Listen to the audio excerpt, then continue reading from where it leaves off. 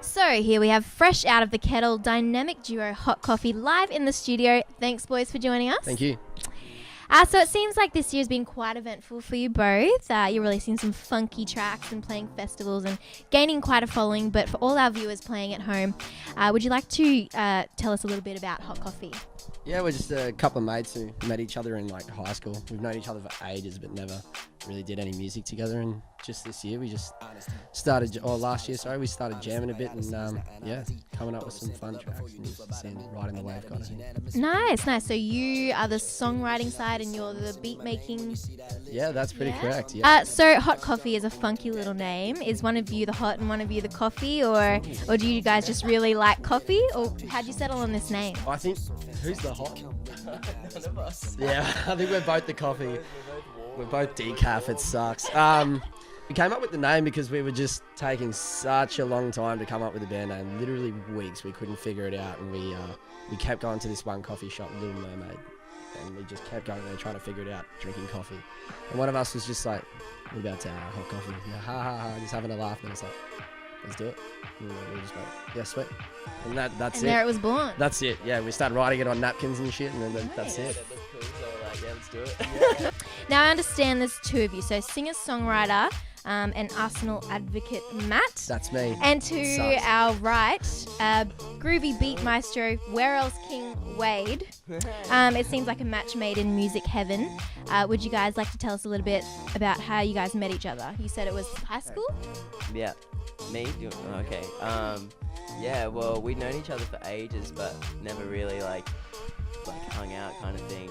I always knew Matt did like live stuff, and I was always into the electronic stuff, and everyone would just be like, yeah, you guys should like totally do something, and then we would always be like, yeah, like let's do it, and then it just never really happened. And then we were at an Australia Day party at Hayden's house, and we met up and we're like, yeah, we were like, yeah, we should do it. Like, away from the duo, you guys have other projects going on, yes? Yeah, I do. I've been doing acoustic music for a few years now with another mate. So just like playing in bars, that kind of thing, which helps with the whole live act and everything. And Wade's been doing DJing for 5, 6, 10, 9, 12, 100 years. How long? straight out of the womb. Yeah, that's right. You never stop. Yeah. Probably about 4 years. Yeah, so we both have a little bit of experience behind ourselves, but the whole live act doing electronic stuff is pretty new to us. So we'll see how we go.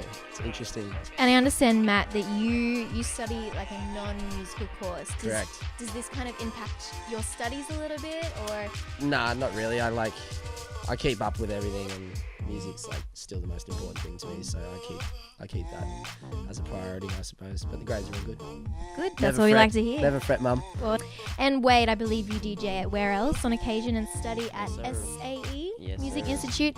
So what made you fall in love with music in the first place and like want to potentially take it on as a potential career? Well, funny thing was, I never was really interested in music until I finished high school. Like, I liked listening to music, but never thought of it as a career. All I wanted to do was surf and hang out with my friends, and that was it. And I met someone in the surf that had DJ decks, and he took me around to his house and was like, yeah, this is it, like this is how it works. And I was like fully fascinated by it.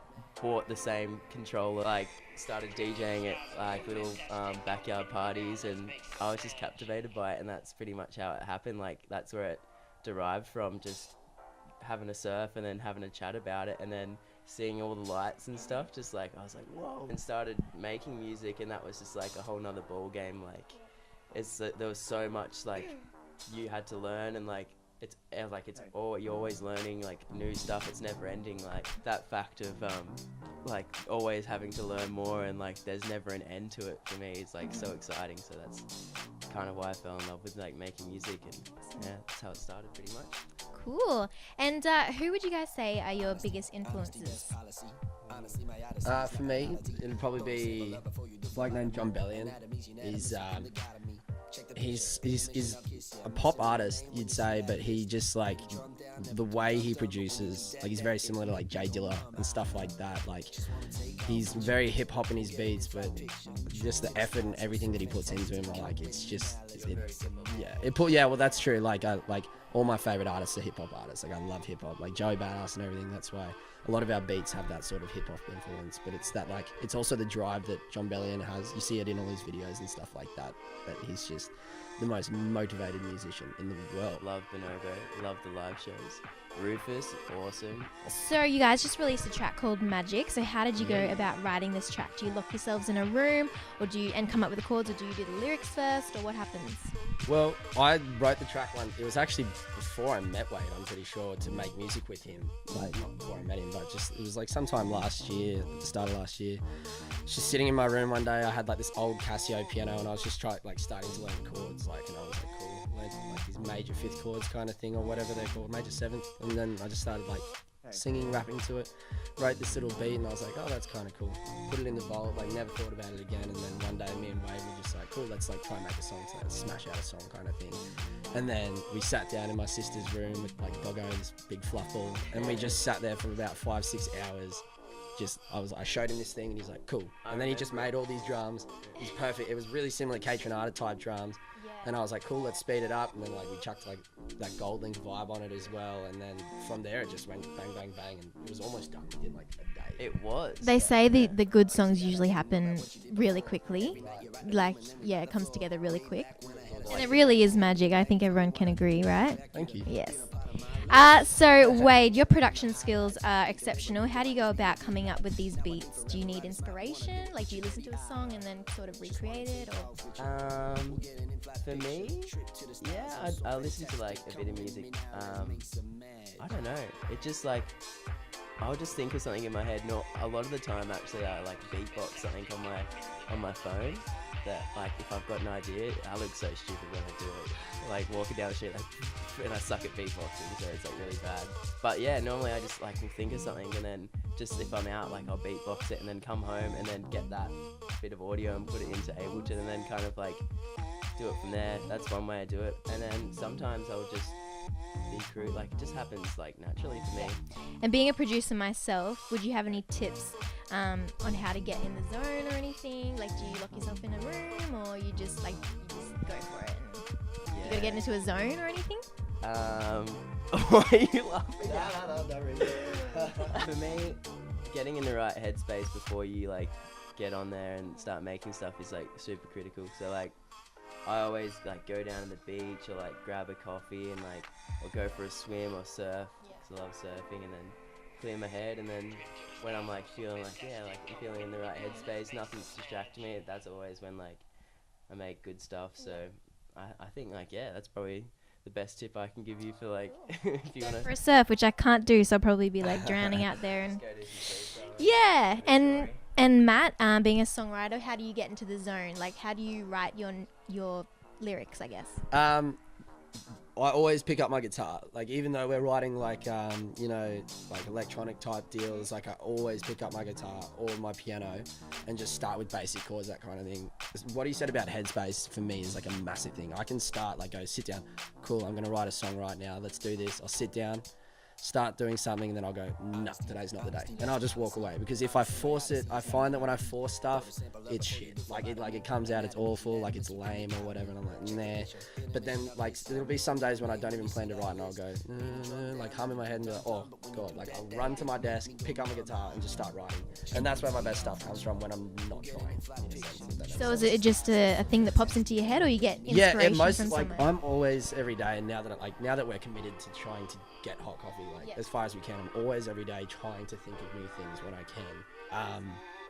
And it's when like the little stuff comes up, and I'm just like, oh, that's like actually like really nice like rhythm, or there's a nice lyrics. I'll just write them in my phone, save them in my voice memo, or just go to my desk and write them down. Like, as I said, like don't ever force anything, because it's just not worth it really. You're better off being in the zone and having something. I agree with that for sure. Now, you guys, what are your current projects? Things that you're working on right now?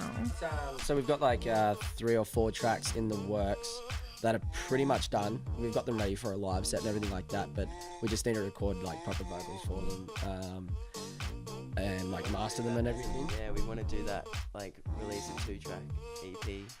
Just 2 tracks? It's 2 or 3. Oh, it's 2. I think we want to do like 2 as an EP, and then we've got like another couple that we want to do. And then, That's a bit different. yeah, we want to do that, work on the live set and everything like that. And then once those are all out, we want to sort of start working on a proper project. Cool. So you mentioned live set. I believe you guys have a big festival coming up called The Perfect Storm. Tell us a little bit about this. Yeah. So the guys over at 98 Records have hooked us up. We've met them recently. It was actually like this weird thing. One of my best mates is really good mates with Nick, who's one of the heads of 98. He lives right next door to my sister. It was like the most whack thing in the world that happened. He's like, oh, check out his music, that kind of thing. He checked out our music. He was like, yeah, this is sick. Like, we're vibing off this. Do you guys want to be a part of what we're doing? And we're like, yeah, absolutely, because they've just got a cool vibe and everything like that, and they're really going for it.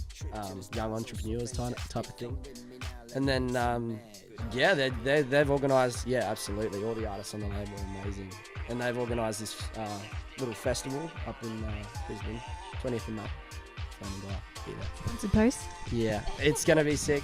It's a lot of people's first live set, but we've been like practicing a lot and it's sounding really tight. It's really tight now, so we're really stoked. Yeah, I can't wait to see you guys play as well. A few like weeks time, that kind of thing. Just try and push our music as much as possible and keep working on creating new stuff. Great. I'm sure it'll be very well received. Well, thank you so much, boys, for joining us Thank in you. the studio today. It's been great getting to know you a bit more. One last question for you both. I'd just like to ask you, how do you guys like your coffee? Lukewarm. I strictly drink ice breaks. There we have it, guys. Strictly drink ice Always breaks. hot. Always hot. Always hot. There we go. And thank you very much. Stay caffeinated. Thank you.